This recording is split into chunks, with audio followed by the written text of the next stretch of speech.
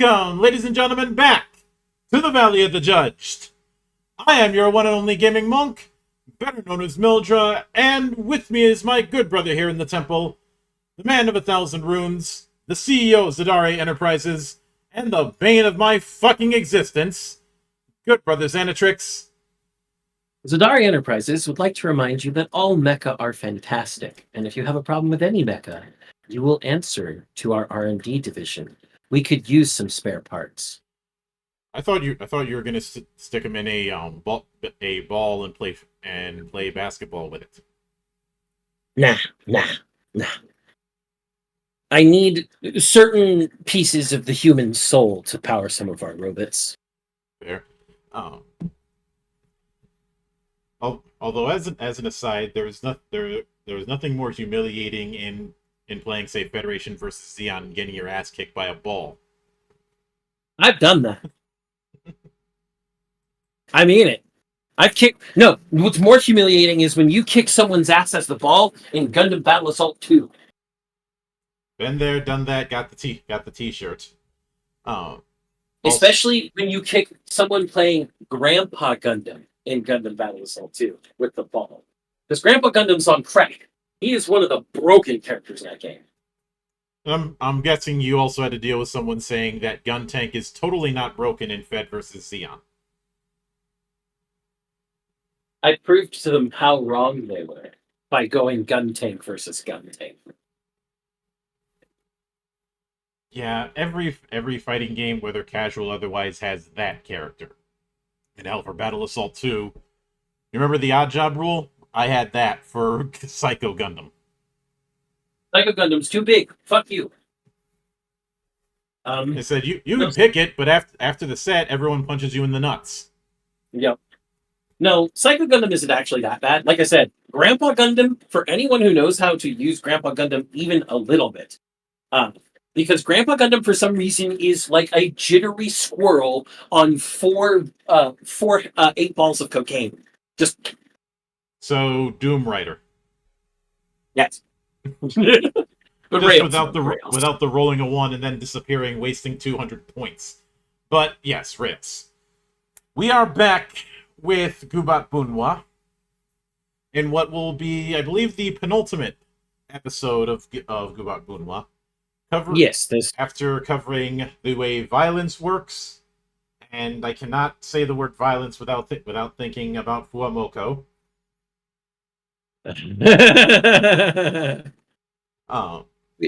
We stand Fuamoko here. Especially anytime that they have to do any sort of teamwork, like in Chained Together. Fuwawa is the ditzy one for a reason. But all her brains went to her tits. On the after that was hot off the heels of the very interesting archetype design that we saw throughout the factions within the Sword Isles. Yep, the disciplines, they're so good. And now we're heading into the magic item system of a sort, known as Anting. So now I will note in advance, the reason I didn't say the penultimate episode period is we technically have our 3-in-1 rule next week before we actually get to the finale. Yeah, but now it's 3-in-2. We'll get to that later. Anyway, with that said, I'll let you handle the opening when it comes to Anting. All right. The most important protective measures in the islands of the Sword Isles are Anting, charms or talismans. Akainbai know them as Agimat or Ajimat. They are filled with occult spiritual power that can grant extraordinary skills and feats. Anting can be items, such as mud or pearls, armor, magic cuirasses and breastplates, or weapons, heirloom swords, holy shields. Anting are commonly attuned to a particular style. If you'll remember, style is the role your discipline plays. That being sentinel, raider, sharpshooter, medium, or it was witch. Yeah, witch. Mm-hmm. So not necessarily in that order. We were told that the recommended order, if you're not using randomized rules of initiative, are sentinels, witches, raiders, then sharpshooters, and then finally mediums. Mm-hmm. This simply means that an Anting style reinforces the play style of that style. The limits of glory Your legend is directly related to your spiritual attainment. Too much magic power upon you, and you will be weighed down instead of stronger.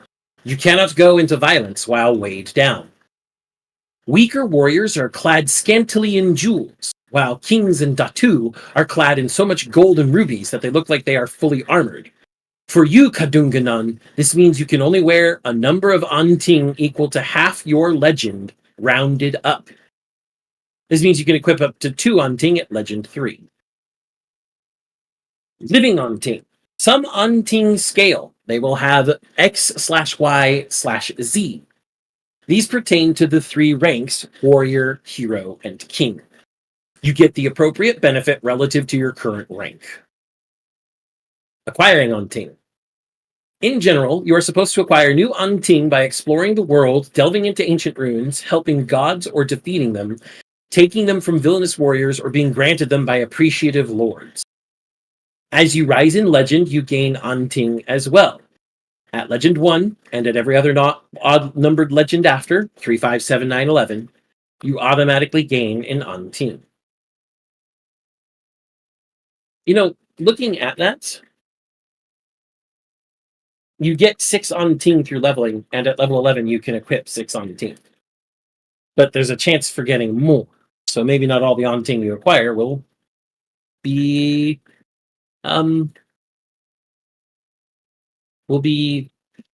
given from just leveling. All right. Well, with that, I will leave the first part of the Anting list to you, Monk. Yep. And this is going to be a collection of lists, starting with the Raider Antings. First, we have Boar Tusk Armlets. When you move with Tumbling, gain plus D4 damage to your next attack afterwards, to a maximum of 3d4. So considering how much Tumbling Raiders do. Mm-hmm. So I wonder if the reason they have that maximum the way they have it is in case you take Boar Tusk Armlets multiple times.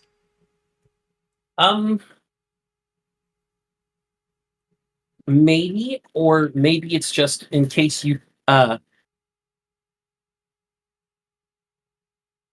maybe it's in case you have to tumble multiple times to get to your target. Possibly. I think either way, it's very much meant to keep you from just tumbling to the point that you're dodge rolling more than Souls games.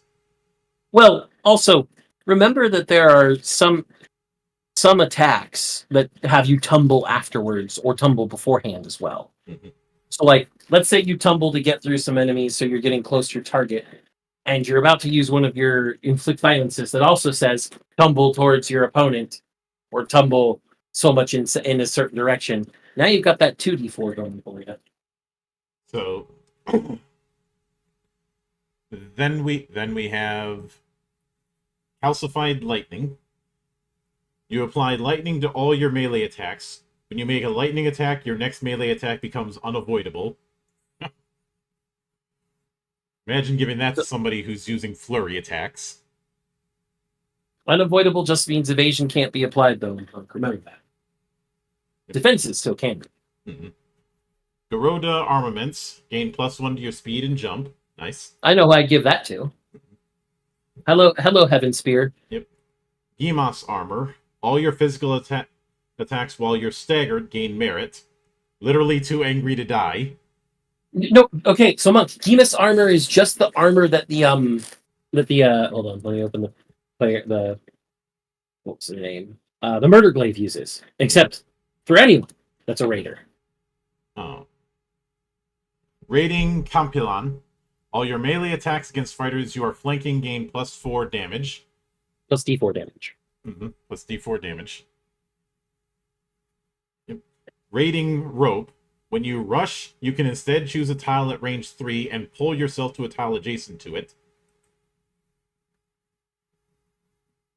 Interesting. It's a grappling hook. Yeah. Oh. I still think grappling hooks in combat haven't reached their full potential. Um. Um. I mean, we got close with First Descendant. Um. I. I. I can only think that grappling hooks that got their full potential in combat in games where your whip is the grappling hook, Monk. Yeah. Wairakawa War Attire. All your physical attacks gain plus D4 damage. Nice. And Warrior Pudong, which when I first looked at it, when I first glanced over this, I thought it said Warrior Pudding. How did I know? When you're strengthened, you add plus D6 instead of plus D4. Nice. And Wicked Panabas. All your physical attacks damage cannot be reduced to below half your legend, rounded up. Oh, That would be one to pick as your penultimate or ultimate on Ting. I'm sorry. yeah. I'm just going to be able to deal 6 fucking damage to you, straight up. You can't stop it either. And yes, Mario, both of us have played Soul Calibur 3 in one form or another. I've been banned from picking Zasalamel in Soul Calibur 3 for various reasons. I don't know why. It's really easy to trip up Zasalamel, especially with Siegfried. And I still have Soul Calibur 3 over in my box of games. So yes, I have played it. Also, jokes on the people who banned me for picking Zasalamel, because one of my mains was always Keelik for obvious reasons. You're one of those guys. I gotta work my gimmick. Nah. You just want to fucking spam his staff stab so that nobody can get close. Don't bullshit a bullshitter. Don't hate the player, hate the game. Oh, don't worry. I can get past Keelik. Blade flips are great, and they usually have a range farther than Keelik's staff. Thank you, Siegfried. I never spammed it. If I wanted to be spammy, I would have been, actually I was, Raphael in 2. You want to talk about spammy? No, you want to talk about spammy Talim in 2. She's a fucking nightmare. The wind, where she always says prayers to the wind and then just does spinnies with her little bladed tonfa. But rails. Yeah. So, on to the Sentinel Onting. Mm-hmm. We have the Armored Tumpy. When you suffer damage from a ranged attack, you may move 2 tiles towards the attacker. Ow! Quit it! That's essentially what you're doing. Counter Knives. When you suffer a melee attack, deal D8 damage back at the attacker afterwards. More damage for your damage? Okay. Great Shield. You are considered guarding all allies adjacent to you. It's cover, Monk. Yep. Kaji Armor. You become resistant to fire and immune to a flame. So you take less damage from fire and can't be set on fire. And then the Kalakuris is the first example of a Living on Ting. At Warrior, you gain +4 posture. At Hero, you gain +6 posture. And at King, you gain +8 posture. Then Lunar Taming, you become immune to daze, resistant to gleam, and you gain +6 to your parry while flanked by enemies. Okay. I am immune to your charms. The Naga Mystic Battle Guard. You become resistant against wind and water attacks. Immune to doused, and you ignore water terrain. Ooh. This would really put a hamper on anyone playing the what's his name? The dang it. The guy who rides the spearfish. Mm-hmm. Yeah, I know which one you're talking about. He was in the Sultanate, right? Yeah. Yep, Swordfish Cavalier. Yeah, the Swordfish Cavalier. Because of the I make water and want you to be soaked all the time thing. It really put a damper on them. And that is not a pun I intended. Parrying Palisade. When you are the target of a melee attack, you may add plus d6 to your defense beforehand. If this causes your defense to be higher than the total roll of the attacker, deal the difference back as damage to the attacker. I'll stab you! Fuck you! No, you won't! I will! That's essentially what this is. That would be a very good thing to give to a linebacker tank. Absolutely. It's also, for being honest here, Monk, it's just a Dark Souls parry. Yeah. I parry you and then stab you in return. Good old parry and riposte. Gotta love it. Yep. Then we have the Sataria armor. Enemies that try to leave your adjacency must pay +1 the movement cost to do so. And then that's even better for a linebacker. Yeah. And then Carnelian Casitas. You are immune to, but cannot benefit from, Vantage and Flanking. So you lose the ability to use Vantage and Flanking, but you also can't have... There's no advantage to somebody having a Vantage point or flanking you. I think that's a good trade-off for a pure tank. Mm-hmm. Someone who's just focused on, And the Sentinel is meant to be... The Sentinel-type disciplines are meant to be the tanky boys. But... Yes. For those who are less familiar with sports, the reason why I call some of these Omting great for a linebacker build is the idea of they're meant to just lock your ass down. Yes. Keep you very close to them so that they can keep hitting you and keep you from going anywhere else. Yeah. In other words, I got you for 3 minutes! 3 minutes of playtime! Wow, wow, that was bad. Where's Matt when I need him? Doing something else. Mm-hmm. So, next we have Sharpshooter Ontings. First one is the Amihan Jasper. You can apply cold to your ranged attacks. When you make a cold attack, deal d4 damage to all enemies adjacent to the target. Immediately give this to the Spearfish Cavalier. Mm-hmm. Because he gets them doused, and remember that when they're doused, they're weak to cold damage and immediately chilled afterwards. Yep. So then, Blaze Mutia. You can apply fire to all your ranged attacks. When you make a fire attack, your next attack gains plus d6 damage. Man. Then we have Bow Astra. All your ranged attacks against targets that are 5+ tiles away gain Relentless. So give this to the sniper. To the sniper. And remind me, Relentless? I am looking now. That's a mantra. Relentless. Relentless attacks let you reroll any dice that comes up as 1 once. Brutal. Yeah, the brutal. So, Copper Cat Shawl. Raise your evade against all ranged attacks by +1. However, you grant mirror to all melee attacks against you. This is for someone who likes to play keep away as a sharpshooter. Yeah, so counter sniper. Mm-hmm. So then we have Coral Armaments. All your ranged attacks gain +1 to all violence rolls. However, you become vulnerable to melee attacks. So just adding more to that whole counter sniper. Eagle Eye. This one for anyone who doesn't remember what the vulnerability mantra does.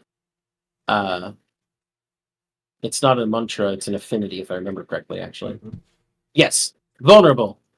You suffer plus d6 to the damage, which is the vulnerability die. Yep. Eagle Eye Talisman. Whenever you make a ranged attack against a marked enemy, deal plus d4 damage. Nice. Gold Jewelry Armaments. When you deal a critical hit, add plus your legend to the additional damage as well. Very cool. Rapid Burial. All non-attack damage you deal gains +1. This does not include collisions. Oh.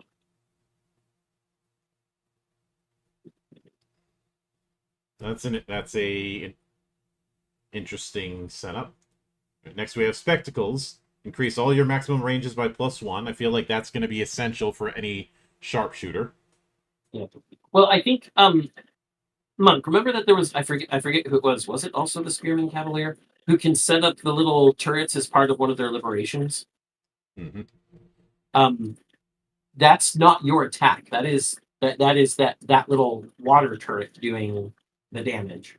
So I guess that might add the +1 to that. Yeah, NG build. Yeah. Let's see. Then finally, the Wind Jade. You can apply wind to all your ranged attacks. When you make a wind attack, you may fly 1 afterwards. This is for people who want to play cat and mouse. Yeah, I can see that. I like the fact that everything within those particular on team with the different elemental mantras was a choice.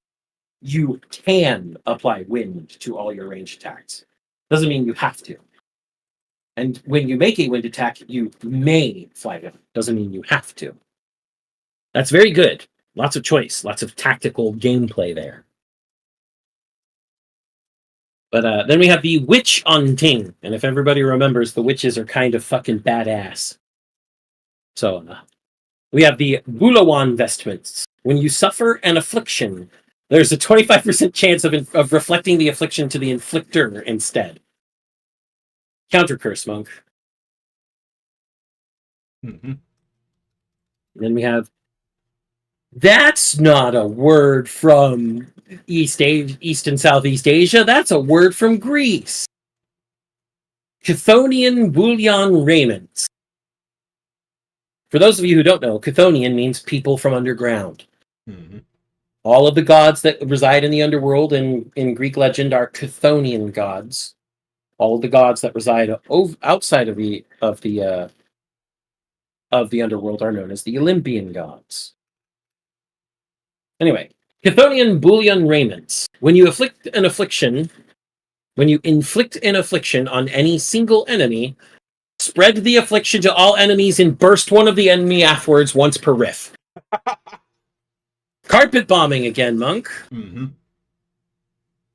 Then we have Gemus Mask. Once per riff, when you inflict an affliction on a fighter, you may slide them 1 tile. Looking Orb. When you push, pull, or slide a target at least 1 tile, you may move them 1 more tile. So, if you push, pull, or slide anybody, and it's at least 1 tile, you can add +1 to it. This also means that even if it's more than 1 tile, you can add +1 to it, because it says at least 1 tile. Yep. Then we have Mystic Blade.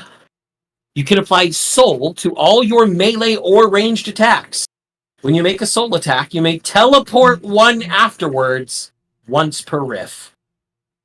I feel like this would be really, really good for the Blade Weaver. That could be one.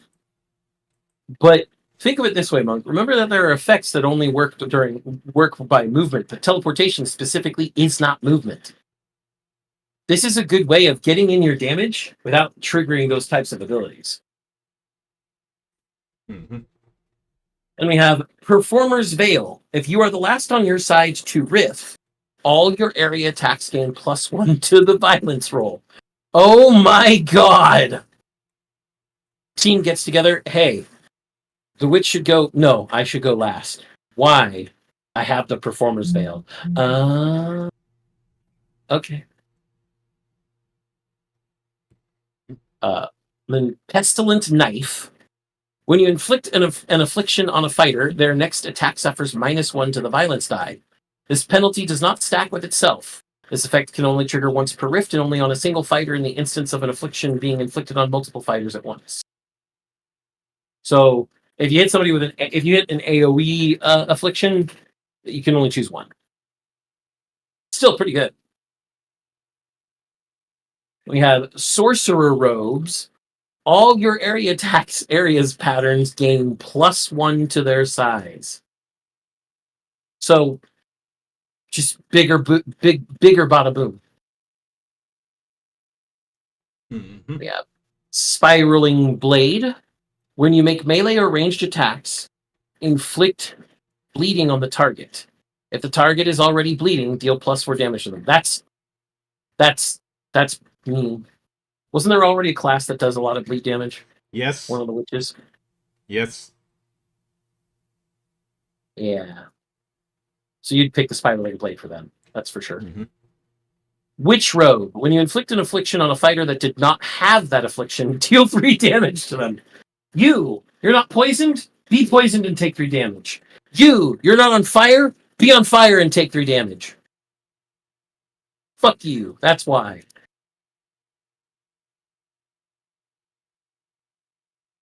Mm-hmm. Hang on a second.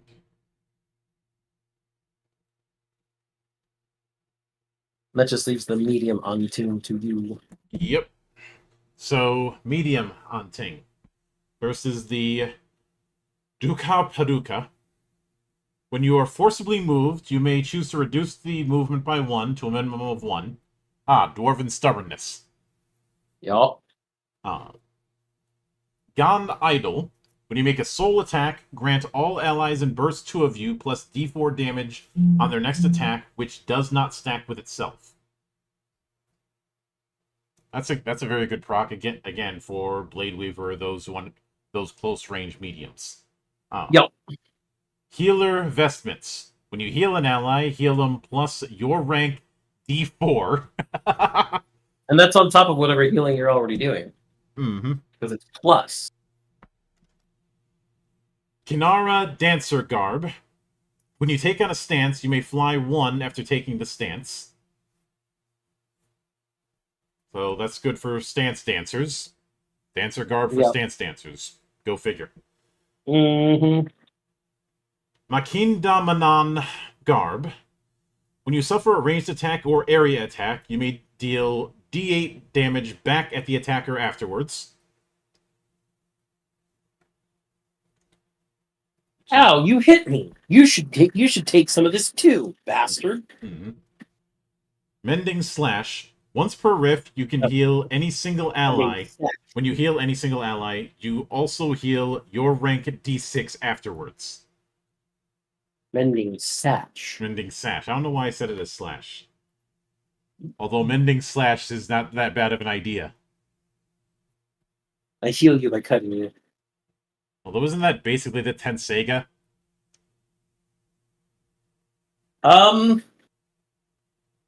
Yes. Peak Flower Diadem. Any strengthened you give increases their additional damage die to plus d6 instead of plus d4. Ooh. Mm-hmm. Let's see. Next we have Ritualist Robes. Once per riff, when you grant any single ally a blessing, you may also heal them your spirit afterwards.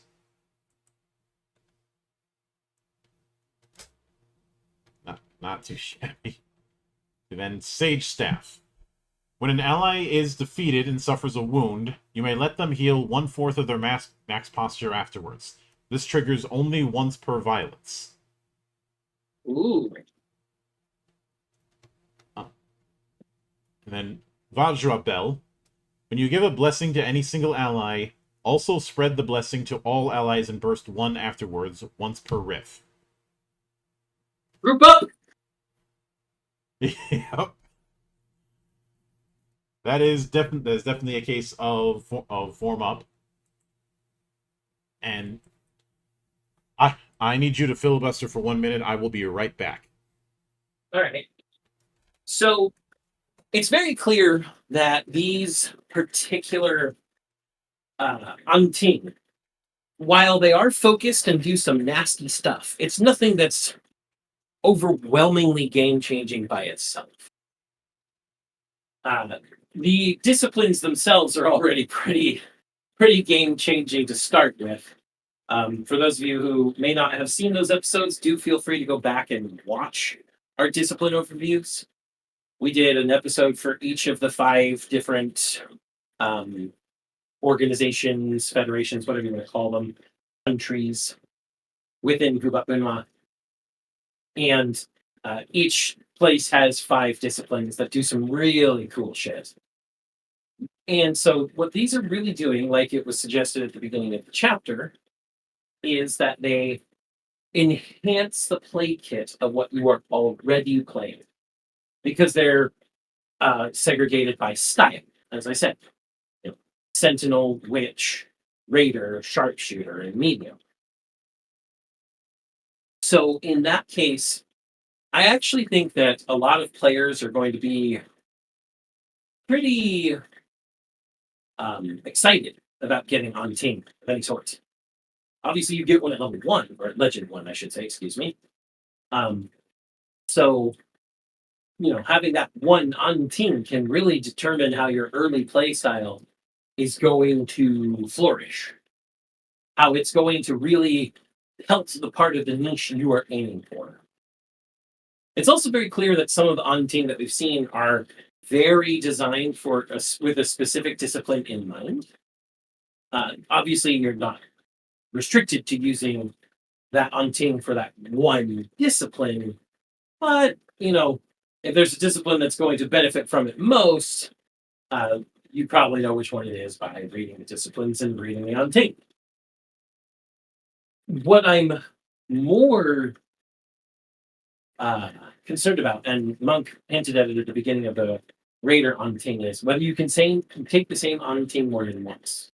I don't think you can, but it didn't mention anything about that in rules. Not that I could see, at least. If we are wrong about that, if there is somewhere stated a thing that says you can only have one unique instance of each on team, I would love for anyone from the dev team, especially Wax himself, to let us know. That way we can, issue that correction on housekeeping when we next do an episode, well, technically the final episode of Gubat-Banwa. But Onting is definitely going to make it so that if 2 people are playing the same discipline, well, we've gone through character creation. Even if they're playing the same discipline, that doesn't necessarily mean they'll be playing the same character. But if 2 people are playing the same discipline, they can customize it to feel very different from each other using the proper on team.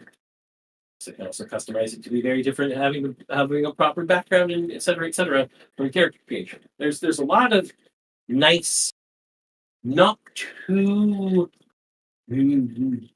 granular, I guess is the best word I'm looking for. It's not too granular when it comes to character creation, but it's something you can bite into, I think is the best way to put it. It's not uber crunchy. There is some crunch to it, but to me, it's a very comfortable amount of crunch. Beyond all of that, though, these on Ting, some of them have some really fun little things, knowing what we know about the disciplines. I was especially with the medium on Ting just here, the Sage Staff heal a quarter of their max posture when someone's defeated and suffers a wound. It may only be once per violence for that ally, but that's still rather powerful. Being defeated and wounded, as everybody remembers from when we discussed violence, doesn't mean you're dead, but it does sort of kind of until you make the right rolls or get hit too many times, gather too many wounds, and actually die. Keeps you out of the fight for a while. So having something like that is absolutely a clinch moment. It's something that will absolutely just get you that extra step you need. But so far, Gubat-Banwa has been very interesting, not just because of the cultural aspect, because there's some very interesting cultural heritage being seen here. As we discussed at the beginning of all this, a lot of this was designed with Southeast Asia and more specifically pre-colonial Philippines folklore in mind. So it's been interesting to see how that has influenced the interplay of the game itself. And now I'm kind of worried about the monk, because he asks me to filibuster, and usually filibustering doesn't take this long. I am back. Hopefully you didn't. Ha! Hopefully you didn't bury the show while I was gone. No, I didn't bury the show at all. I just buried you. I threw you under the bus. That's all. Must have been a big ass bus. It is a bus the size of Falcor. But that more or less covers the Antings, and this might be a bit odd, but you know what the Antings remind me of? Emberwind. What? I mean, kind of. What I was mentioning as part of the filibuster is that these aren't super game changing big, like, oh, this is role defining. This is more accessorizing your role to fit whatever niche you wanted it to be. It is what feats were supposed to be in 4th edition. The idea with feats back in 4th edition was that they were going to be background buffs. Granted, they kind of got away with it with all of the channel divinity feats and the arena fighting feats in Dragon, and the tribal feats, as well as just the tribal themed armor setups. Yeah. But that was the original intent. The idea was the feats were always meant to be a way to personalize. And yeah, even though Anting are on paper magic items, in practice they are akin to that. I know that some people might compare them to, say, ciphers in the cipher system, but if I'm being honest, ciphers in that game are all over the place. If I'm being honest, there's a lot of things all over the place in cipher system. And that's kind of what makes it really fun. Mm-hmm. The point is, especially the fact that you can have more ciphers than your limit, but if you do that, interesting things will happen to you. Interesting things happen to you in the cipher system no matter what, Mug. It's just a matter of how interesting and how often. Mm-hmm. But here, you're not getting some brand new ability from the right Anting. And if I had to use a video game example, Anting wouldn't be far removed from perks in Modern Warfare 2.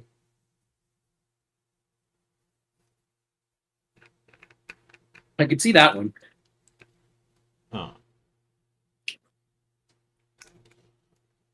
Mostly because, like, you don't get anything brand new as far as abilities or the like with the perk system. Mm-hmm. Well, there's one ability you get that we saw there at the end that's kind of brand new. An immediate revival of a defeated ally. Yeah, but even that kind of thing, that's not too far removed from, say, martyrdom. Yeah. As far as being a limited use triggered effect. Yeah. And what I mean by that is you're not getting a new form of violence or an equivalent to a technique or the like from an Anting. And I think that provides an effective dividing line, which is something that I've talked about with a lot of games. Where's the dividing line if somebody wants to homebrew about what would be better served as a technique, what would be better served as a item, a feed, a feature, so on and so on. Mm-hmm.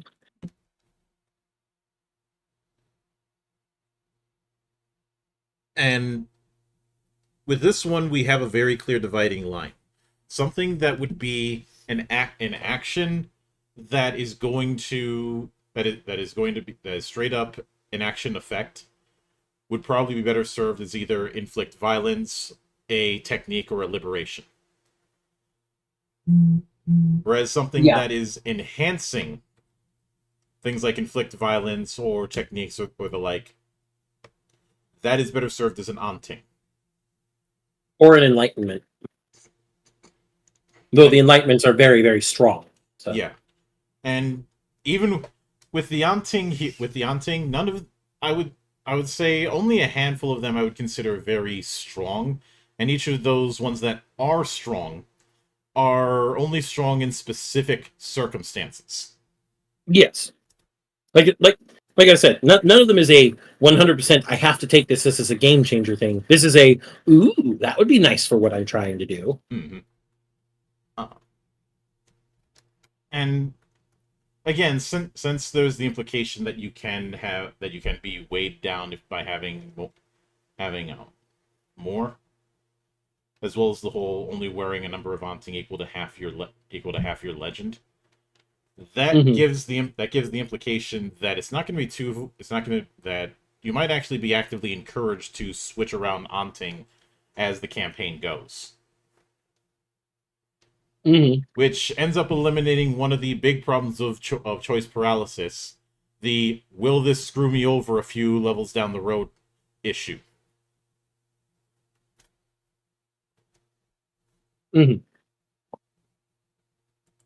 But fortunately, that is very much not the case here. Oh. Yeah.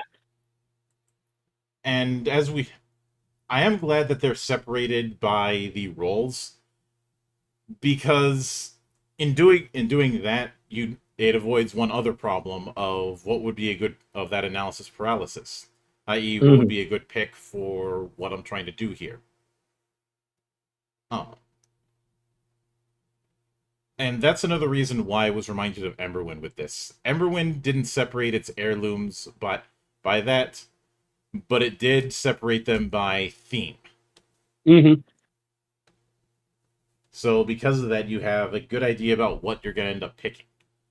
And with here, the theming is, well, the roles. Like if you're, and it's there to go. This is letting you do what you already do, just slightly better. In certain ways. Oh. This is letting you do what you already do, but in the specialized way you might want to. Yeah. And that's why I brought up the whole perk system. Yeah. Because if you picked Scavenger, for instance, you're probably going into matches with a light machine gun. Might be. Yeah. A light machine gun or some sort of heavy ordnance that you're going to be chewing through ammo like it's going out of style. No, if you're granted, some of them you're picking just because you're an asshole, like say Juggernaut or Martyrdom. Especially I always love picking Martyrdom just to watch people rage. And for those who don't know, Martyrdom did it where when you get killed, you drop a lit grenade. It's a great anti-teabagging maneuver because somebody wants to try and boast that they took you out, then they end up going out with you.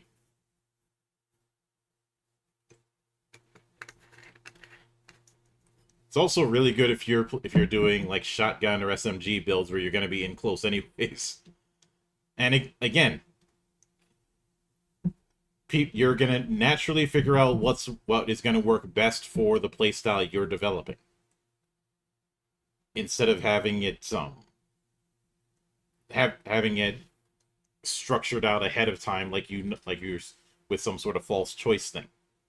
Yeah, because we've all had that moment of, oh, I leveled up, but I get to pick a feat, but I already know what feat I'm going to pick because I have to pick this and a few other things to get what I actually want.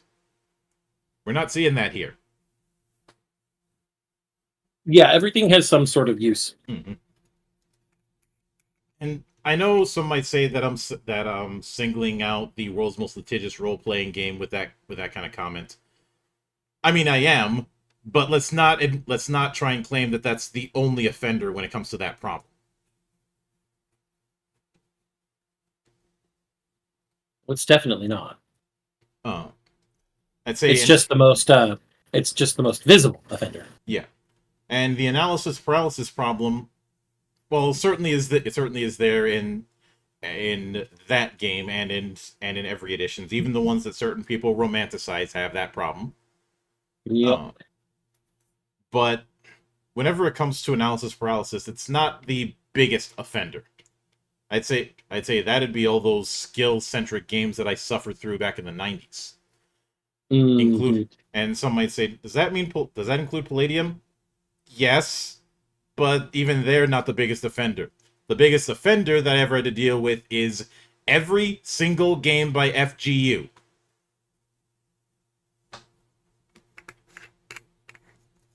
Mm. All of them had that problem. if I were to do a full review on some of those games, it would just be me. It would just be one 12-minute long diss track Oof. in an academic diss track. Just The the kind of thing that Tex would probably give to certain members of House Steiner and House Davion. or the kind of one that was given to Drake. Yeah, yeah. How could I not bring that kind of thing up? Hmm. Uh, but I know this was a relatively short episode, but there was no other real place to put it without it feeling awkward. Like if we shoved it into the violence chapter, it would have felt weird, and if we shoved it into any of the disciplines chapter, it still would have felt weird. And if we tried to shove it into the NPC chapter, it would just feel long. Mm-hmm. But in 2 weeks, we will be tackling the NPC creation chapter and wrapping up our thoughts on Gubat-Banwa. Uh, I know some might ask why we didn't cover the history of the Sword Isles or anything like that, but we focus on the mechanics here. And because of that, there's a lot we're skimming over. I mean, the book is 651 pages. And we've probably only gone through a total of 200 of them. Yeah. Maybe a little more. I will And that's note that its size is deceptive. It's not as dense as it comes off as that page count comes off. it's because there's a lot of art in single column pages. Mm-mm. And I will note that our skip, like, I probably see this comment every so often on Twitter or sometimes on the videos. We do not skip the lore because we disdain the lore or think it's bad or anything like that. From what we've seen skimming over stuff, the lore is very detailed and very much enriched with the culture that Joaquin Saavedra, also known as Wax, was injecting into this game as he made it. We don't pour over the lore because, first of all, that's a subjective thing. Whether you're going to like the lore or dislike the lore, that is entirely opinion. There's nothing objective we can say about the lore specifically other than, oh, there's a whole bunch, like if there were a bunch of spelling errors and grammar errors, oh, it's written very poorly from a technical standpoint. That's the most we could say. Yeah, there's not a for our focus on how a game plays, there's not a whole lot to dissect. Mm-hmm. That doesn't mean that's not important. It's just that isn't where we're doing the focus. We're not going to be going through every single page. That is not one. First off, that it'd be hard to really do that without it feeling like a long droning audiobook. And second, it'd be hard to do the it'd be hard to structure that in the episodic nature that we do these kind of things. Yeah, we focus on the mechanics because the mechanics are things we can actually make judgments of. There are going to be some subjective judgments about the mechanics based on whether we like them or not, but we can make objective observations of, does this mechanic achieve a thing that it realistically wants to achieve, and make achieving that thing potentially a fun thing. Which that second part is halfway objective, halfway subjective. So I do want to say this clearly for Wax himself. We are never going to judge your lore because your lore is a subjective thing. For all we know, we could read it and be like, this doesn't really make sense to me. I can say from experience that that's not the case because I love a lot of East and Southeast Asia folklore, so I would probably love your lore if I gave it more attention to detail. But Um, as for the game itself and the mechanics, we're really loving those. So, Mhm. more, please.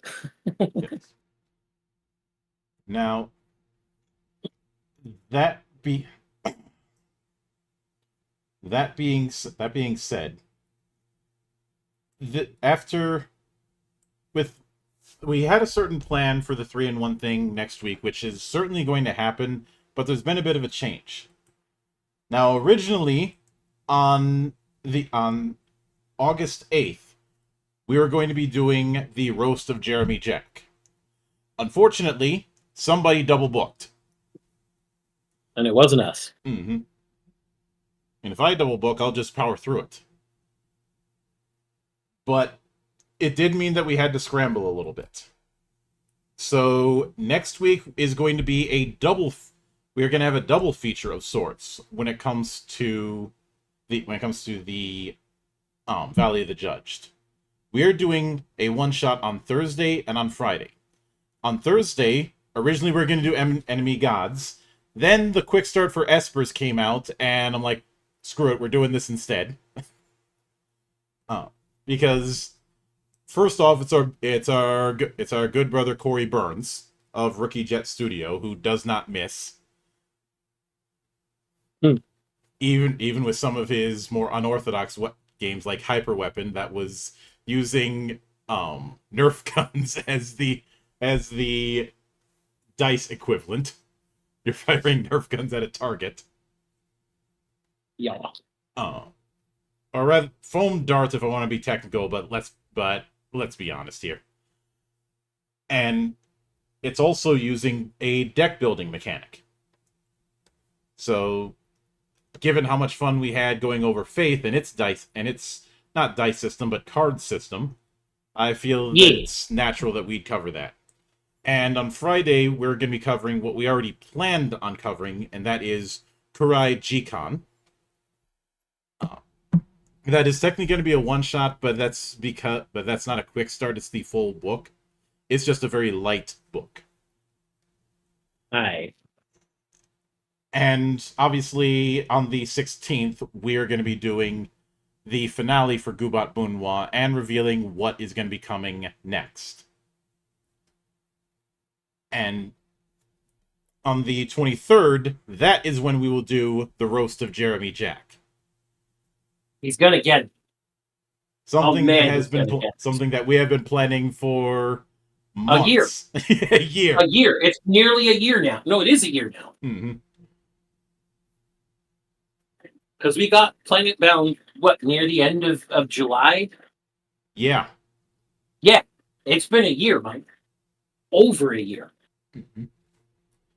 But, he has extenuating circumstances, so mea culpa for that. But not mea culpa for Planet Bound. No. That's why the roast still exists. And so far, Planet Bound is going to hold the record for longest season that we've done. And even Gubat-Banwa is not going to be breaking that record. We had 25 episodes. Mm-hmm.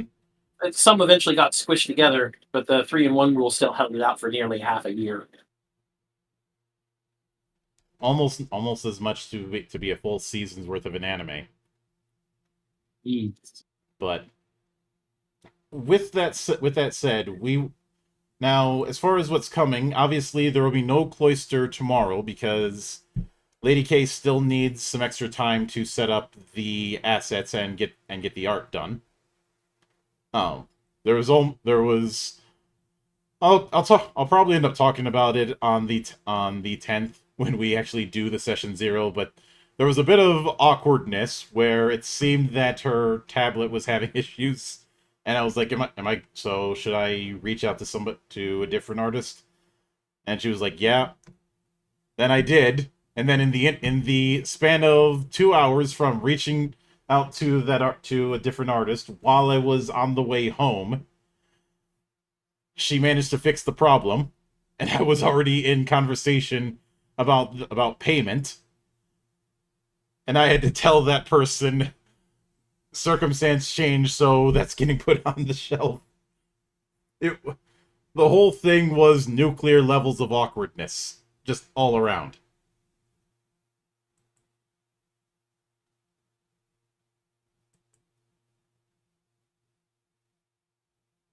And fortunately, everything worked out. Tomorrow, we will be doing a watch party of of Macross Plus. Obviously, that will not be live here on the channel, because I don't feel like pissing off anybody who wants to get angry about copyright. But instead, that is going to be held in the Fabulous Theatrum stage channel on my Discord.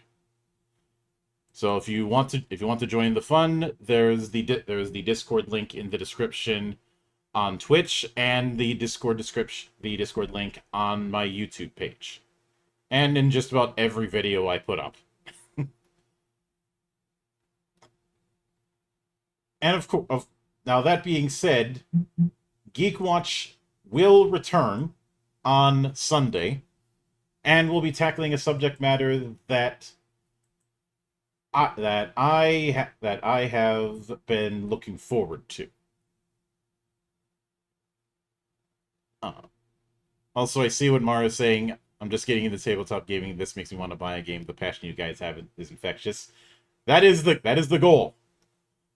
Our goal from day one is we want to have as many people playing as many different games as possible. And of course, if you've got any questions, Mario, you can always ask either Zan or myself on any of our social medias, or in the Discord, any questions you might have regarding regarding any games, or any suggestions, as that's what we're here for. But until then, on behalf of the good brothers present and not present, my name is Mildra. I am your gaming monk. Stay fucking frosty, everybody.